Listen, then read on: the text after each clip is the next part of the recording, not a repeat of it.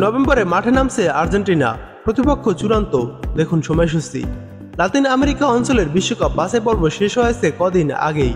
2026 বিশ্বকাপকে সামনে রেখে প্রস্তুতি চালিয়ে নিতে প্রীতি ম্যাচে চোখ দলগুলোর। বর্তমান বিশ্ব চ্যাম্পিয়ন আর্জেন্টিনা চলতি অক্টোবরে দুটি প্রীতি ম্যাচ খেলেছে। আসছে নভেম্বরে আরেকটি প্রীতি ম্যাচ খেলবে লিওনেল মেসিরা। প্রতিপক্ষ হিসেবে থাকছে আফ্রিকার দেশ অ্যাঙ্গোলা।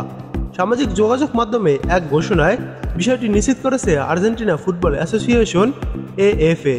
প্রথমে পরিকল্পনা ছিল দুটি প্রীতি ম্যাচ খেলার, তবে আর্জেন্টাইন গণমাধ্যম টিওআইসি স্পোর্টসের এক প্রতিবেদনে জানা গেছে উপযুক্ত প্রতিপক্ষ না পাওয়ায় শেষ পর্যন্ত একটি ম্যাচই খেলবে লিওনেল মেসির আর্জেন্টিনা। আফ্রিকার দেশ অ্যাঙ্গোলার রাজধানী লুয়ান্ডায় আগামী 14 নভেম্বর ম্যাচটি অনুষ্ঠিত হবে। সময় এখনও নির্ধারিত হয়নি। প্রীতি ম্যাচ হওয়ায় বিশ্বকাপের আগ পর্যন্ত স্কোয়াডে থাকা ফুটবলারদের পরখ করে দেখবেন বিশ্বকাপ জয়ী কোচ লিওনেল স্ক্যালোনি। তার 2022 বিশ্বকাপ দলে থাকা কেউ অবসরে, আবার বেশ কয়েকজন অনিয়মিত।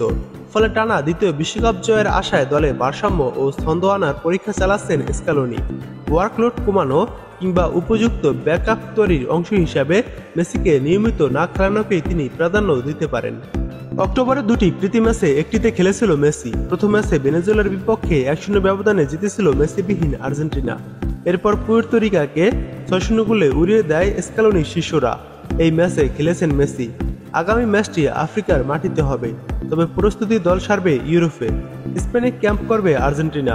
ম্যাচ শেষে ইউরোপে ফিরে 18 নভেম্বর পর্যন্ত অনুশীলন চালাবে তারা, যেদিন শেষ হবে ওই ফিফা উইন্ডো। 2026 বিশ্বকাপের আগে যুক্তরাষ্ট্রে, মেক্সিকো ও হন্ডুরাসের বিপক্ষে দুটি প্রস্তুতি ম্যাচ আয়োজনের চুক্তিও করেছে আর্জেন্টিনা, যা তাদের বিজয়ী ম্যাচ হিসেবে বিবেচিত হবে। আগামী বছর ফিনালে সীমাতে ইউরো চ্যাম্পিয়ন স্পেনের মুখোমুখি হবে আর্জেন্টিনা। এখনও তারিখ আনুষ্ঠানিকভাবে ঘোষণা না হলেও ইউরোপীয় সংবাদ মাধ্যমগুলো জানিয়েছে ম্যাচটি 2026 সালের 28 মার্চ শনিবার কাতারের লুসাইলে স্টেডিয়ামে হওয়ার সম্ভাবনা রয়েছে।